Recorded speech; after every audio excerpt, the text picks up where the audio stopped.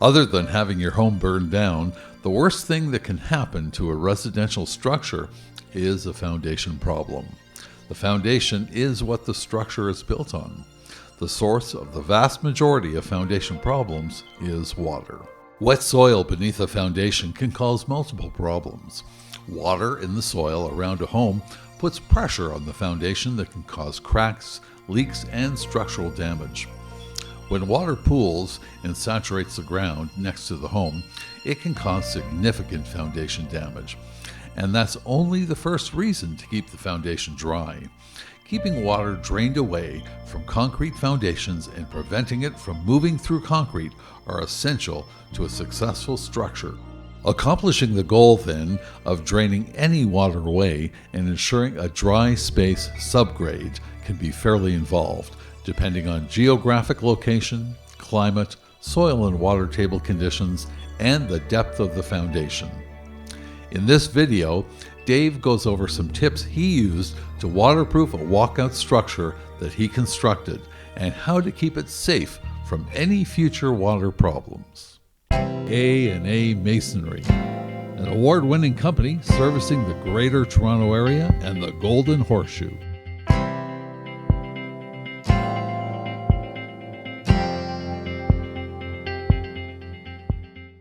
I ended up using a roofing membrane. It's a 180-day sheet. It's a modified bitumen product, and it's heat applied with a torch. That's the product unapplied, as it's purchased, and all the seams are heat welded. For application against the wall, that we prime the wall with an asphalt primer, and then apply this with a torch and heat weld it. What makes this a better product than versus the troweled-on waterproofing is that this product it has a polyester mat inside the product, so it has some tensile strength, and so it can, even if the walkout was to shift or crack, that the membrane has some capacity to stay intact. So the crack won't daylight through the waterproofing.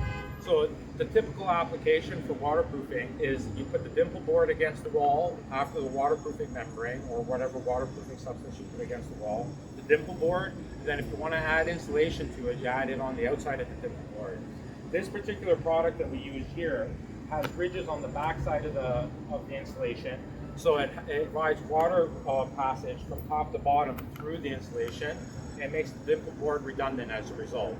And so we put the dimple, instead of using the dimple board, we use this 2-inch insulation with the ridges on the back side. So it serves the same function as the dimple board, allowing continuous water passage from top to bottom.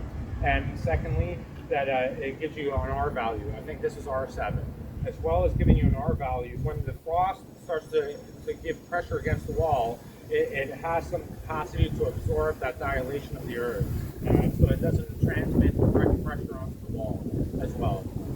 Oh, and then let's touch upon over here.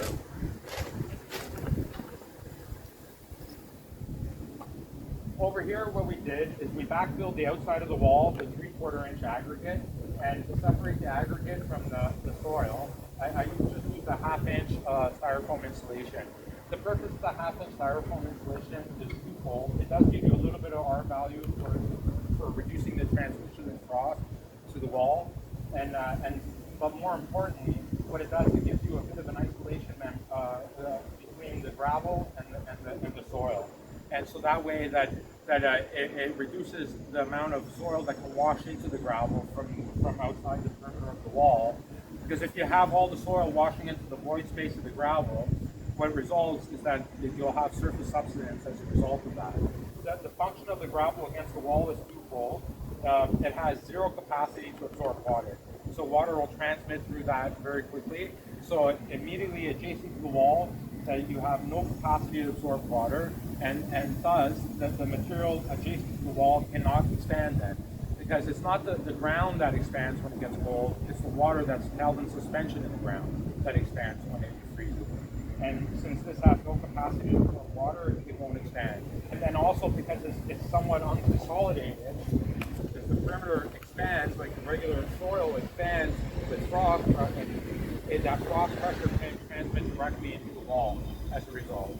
So from here all the way down, you have 3/4 inch crush right down to the weeping tile. and it enables easy transition of water from surface down to the bottom. To schedule your next project, contact A&A Masonry today.